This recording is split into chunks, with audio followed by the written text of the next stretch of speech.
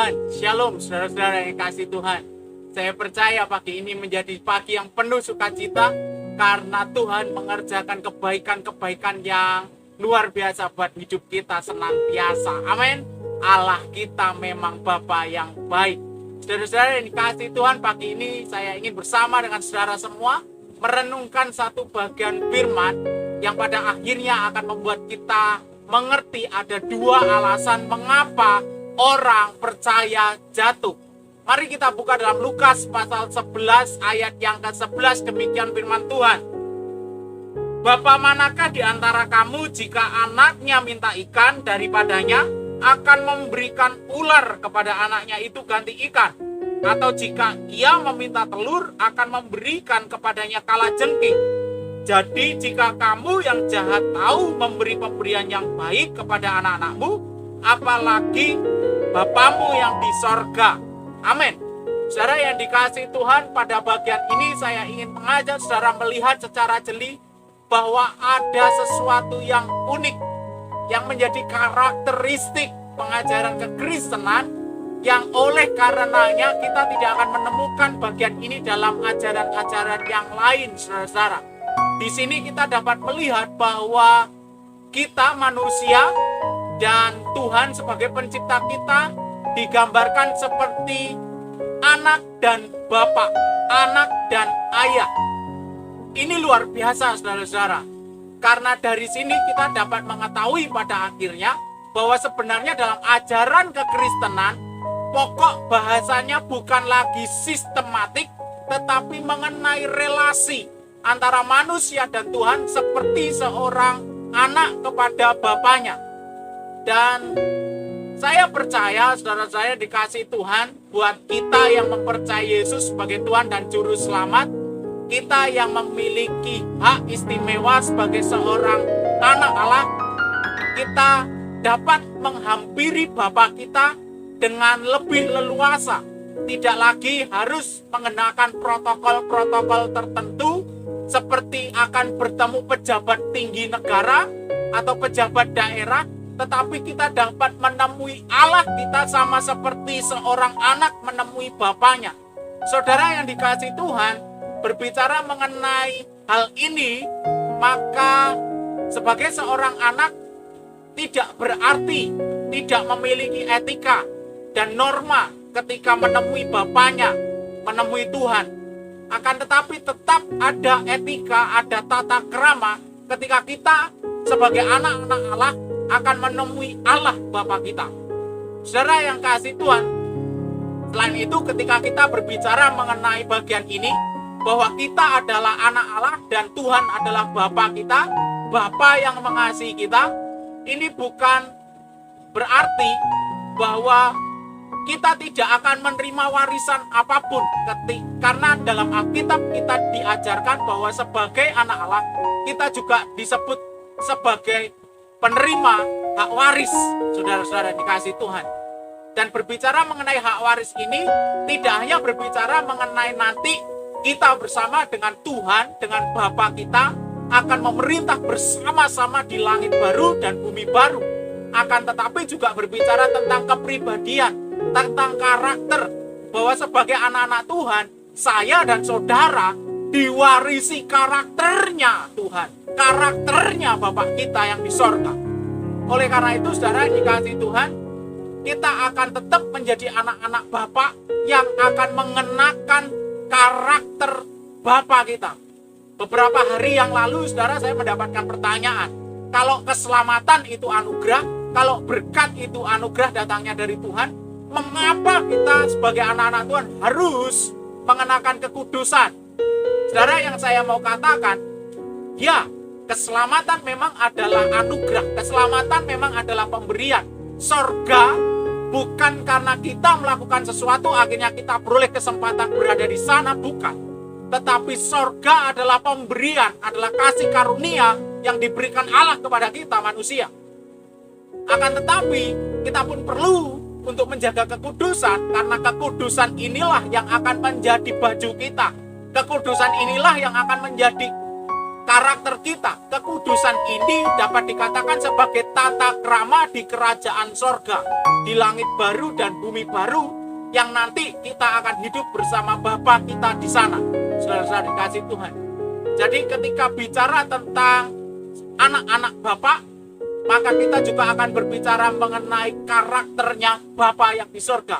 Tetapi dari sini pula lah yang membuat banyak anak-anak Bapa, membuat orang percaya sering mengalami kejatuhan. Saudara yang dikasih Tuhan, mengapa orang percaya jatuh? Maka alasan yang pertama adalah kegagalannya memahami kasih Bapa. Ibrani pasal 12 ayat yang ke-6 berkata, karena Tuhan menghajar orang yang dikasihinya dan ia menyesah orang yang diakuinya sebagai anak. Jikalau kamu harus menanggung ganjaran, Allah memperlakukan kamu seperti anak. Di manakah terdapat anak yang tidak dihajar oleh ayahnya? Tetapi jikalau kamu bebas dari ganjaran yang harus diderita setiap orang, maka kamu bukanlah anak, tetapi anak-anak gampang. Saudara yang dikasih Tuhan, ketika kita berbicara bahwa Tuhan adalah Bapa kita, maka kita akan memahami bahwa kasih Bapa itu bukan kasih yang membuat kita merasa nyaman hidup di bumi ini, membuat kita merasa bahwa bumi yang sekarang ini, di sini kita akan hidup kekal selama-lamanya, bukan. Tetapi berbicara mengenai semua kelengkapan yang harus kita miliki supaya kita nanti layak untuk hidup bersama Bapa di langit baru dan bumi baru. Jadi saudara, ketika saudara berdoa minta berkat kepada Tuhan, dan tiba-tiba Tuhan mendatangkan orang-orang yang begitu menjengkelkan, yang membuat hatimu terasa geli, atau bahkan sampai menyakiti hatimu, saudara, engkau perlu melihat ini sebagai bagian dari berkat Tuhan, sebagai bagian dari rencana Tuhan buat hidupmu. Karena bisa jadi melalui dia, Tuhan sedang ingin membuatmu menjadi lebih naik lagi. Karena memang program Tuhan buat kita bukan turun tetapi naik. Naik bukan berarti bicara soal kedudukanmu di dalam kehidupanmu, dalam bermasyarakat, tetapi naik cara berpikirmu semakin dewasa, tetapi naik pemikiranmu, kehidupan rohanimu, imanmu. Itu yang Tuhan ingin engkau terima melalui berkatnya yang luar biasa itu dari orang-orang yang mungkin menjengkelkan hidupmu. Jadi saudara-saudara yang dikasih Tuhan, setiap rencana atau setiap hal yang buruk yang menimpamu bukan berarti itu sesuatu hukuman buat engkau. Tetapi bisa jadi Tuhan memang menggunakannya untuk membuatmu menjadi semakin dewasa lagi bagi Dia, dan melakukan apa yang menjadi perintahnya buat hidupmu, dan engkau menjadi layak sebagai anak-anak Tuhan. Jadi saudara yang dikasih Tuhan, pada fase ini kita harus memiliki pemikiran yang matang, pemikiran yang benar, bahwa kasih Bapa memperlengkapi kita untuk layak menjadi anak-anak Tuhan.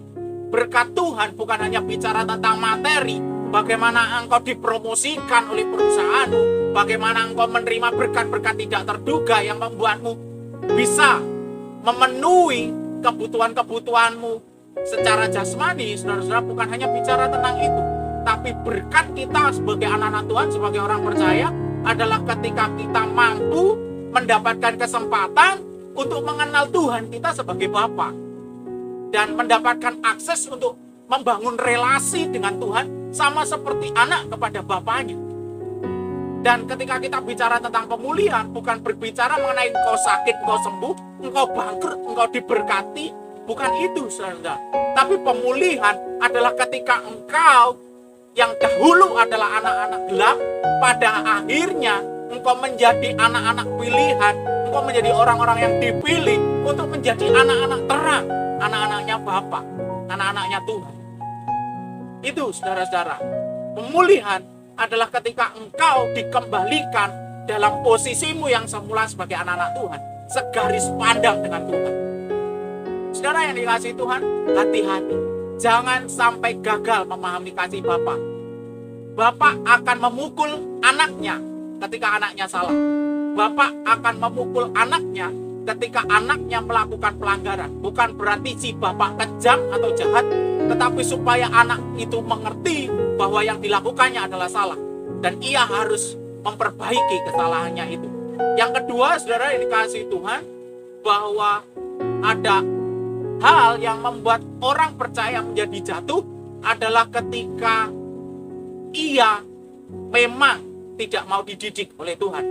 Seperti yang Alkitab katakan, saudara-saudara, orang-orang yang tidak mau menerima didikan Tuhan adalah orang-orang yang disebut sebagai anak-anak gampang. Anak-anak gampang di sini dalam bahasa yang lain, terjemahan yang lain juga diterjemahkan sebagai anak-anak yang tidak sah. Anak-anak harap, bukan berarti anak hasil dari hubungan gelap itu akan menjadi anak-anak yang tidak tahu tata krama, perilaku bermasyarakat. Sejauh anak-anak yang merupakan hasil hubungan gelap ini dididik dengan baik, diberikan nilai-nilai yang baik, diasuh dengan baik, dicukupi kebutuhannya, diperlengkapi dirinya untuk menjadi pribadi yang pada akhirnya bertumbuh dewasa dengan baik, maka anak yang dianggap anak haram ini pun menjadi anak yang baik, saudara. Tetapi yang dimaksud Alkitab sebagai anak-anak gampang, anak-anak haram, anak-anak tidak sah di sini adalah orang-orang yang liar, yang gak mau menerima didikan, yang dia hanya mau menghidupi dagingnya, yang ia nggak mau melepaskan apa yang membuatnya nyaman dalam kehidupan. Ia merasa memiliki semuanya di bumi ini. Ia mengejar semuanya di bumi ini dan melupakan didikan Bapa. Ia nggak mau dirugikan. Ia nggak mau mengampuni. Ia lebih memilih untuk menyimpan dendam kepada orang. Ia nggak mau menerima keadaannya. Ia nggak bisa berdamai dengan dirinya sendiri. Ini anak-anak liar, anak-anak gampang, yang hidupnya hedonis, semaunya sendiri. Ini yang membuat orang Kristen pada akhirnya jatuh. Ini yang membuat orang percaya pada akhirnya jatuh. Bisa jadi di awal ia sangat menggebu-gebu dengan pelayan, menggebu-gebu dengan pekerjaan Tuhan. Seolah-olah orang melihat dia sebagai orang yang sangat suci, sangat kudus, rohani. Tetapi di tengah-tengah ia mengalami kejatuhan. Kenapa, saudara? Karena ada sesuatu yang salah, ada motivasi yang salah, pikiran yang salah dalam memahami berkat, dalam memahami pemulihan, dan mengenal Bapa dalam kekudusannya, dalam kemuliaannya. Jadi saudara yang dikasihi Tuhan, berikan dirimu sebagai anak-anak yang mau dididik, anak-anak yang mau menerima didikan Tuhan. Karena engkau dengan begitu bukan anak-anak gampang. Engkau bukan orang-orang murahan. Kualitas orang yang mau dididik Tuhan adalah kualitas kerajaan sorga. Dan itu adalah saudara dan saya yang mau dididik oleh Tuhan. Jadi apa yang harus kita lakukan, saudara, dalam menghadapi beberapa hal yang mungkin saja buruk kita alami dalam kehidupan kita? Tetap percaya bahwa Bapa kita akan melakukan segala sesuatu yang baik buat kita. Segala sesuatu yang kita butuhkan akan dilakukan, dikerjakan oleh Bapa kita. Jadi tetap tinggal dalam rencananya Tuhan. Sekalipun hari ini yang kau alami buruk, hari ini yang kau alami sesuatu yang tidak menyenangkan, tetap tinggal di situ, tetap percaya Tuhan bekerja, tetap yakini bahwa Dia turut bekerja mendatangkan kebaikan bagi semua orang yang benar-benar mau taat kepadanya, yang benar-benar dipanggil olehnya sebagai anak. Amin, saudara-saudara. Saya percaya, saya sungguh percaya, kalau saudara sungguh-sungguh mau mengikuti Tuhan, sungguh-sungguh berada sebagai anak-anak Tuhan yang mau terus berada dalam rencananya Tuhan, saudara akan menemukan sisi-sisi yang berbeda yang tidak akan dilihat oleh orang-orang yang disebut sebagai anak-anak gampang, oleh orang-orang yang hanya hidup dengan hedonismenya. Saudara-saudara, hanya orang-orang yang tinggal dalam rencana Tuhan, meskipun hal itu pahit, meskipun hal itu menyesakkan dada, membuat kita menderita untuk sementara waktu lamanya, tetapi ketika kita bertahan, maka pasti ada jalan untuk kita melewati setiap kesulitan, karena Tuhan akan menyediakan segala yang kita perlukan untuk kita semakin naik, dan semakin naik bersama dengan Tuhan kita, Bapa kita. Saudara mau mengaminkan bagian ini? Saya akan terus berdoa buat saudara. Kiranya dalam keadaan kondisi di dalam pandemi COVID-19 yang mungkin membuat saudara mengalami beberapa hal yang tidak baik, tetapi saudara tetap berada dalam rencana Tuhan, tetap melakukan apa yang Tuhan suka, yang Tuhan mau. Saudara tetap menjadi pekerja yang jujur, menjadi pelajar yang giat belajar. Saudara tetap menjadi ibu yang bertanggung jawab untuk anak-anak, menjadi istri yang melayani suami tanpa mengurangi kualitasnya. Saya percaya saudara akan melihat perbedaan di antara hidup keluargamu dan orang-orang yang berada tidak dalam keadaan yang sama seperti saudara. Amin, saudara-saudara. Mari kita berdoa. Bapa yang baik, saya percaya, hamba-Mu percaya bahwa Tuhan sedang mengerjakan sesuatu yang baik buat kami, orang-orang yang mau terus hidup dalam rencana Tuhan. Kami mau terus dididik sebagai anak-anak Tuhan. Kami bukan anak-anak gampangan, tetapi kami mau belajar sebagai anak-anak yang baik, mengikuti perintahnya Tuhan, mengikuti maunya Tuhan. Kami tidak mau pada akhirnya kami salah memahami kasih Tuhan, tetapi kami mau melihat bahwa kasih Tuhan akan membuat kami semakin diperlengkapi untuk menjadi layak sebagai anak-anak Tuhan. Terima kasih Bapa, kiranya Kau memberkati setiap kami yang mendengar firman, menumbuhkannya dalam hati kami, dan membuahkannya bagi kehidupan kami sehari-hari. Terpuji nama-Mu, demi nama Yesus, Bapa yang baik, Bapa yang kekal, Bapa yang setia, Bapa yang tidak akan pernah meninggalkan kami. Haleluya. Amin. Tuhan memberkati.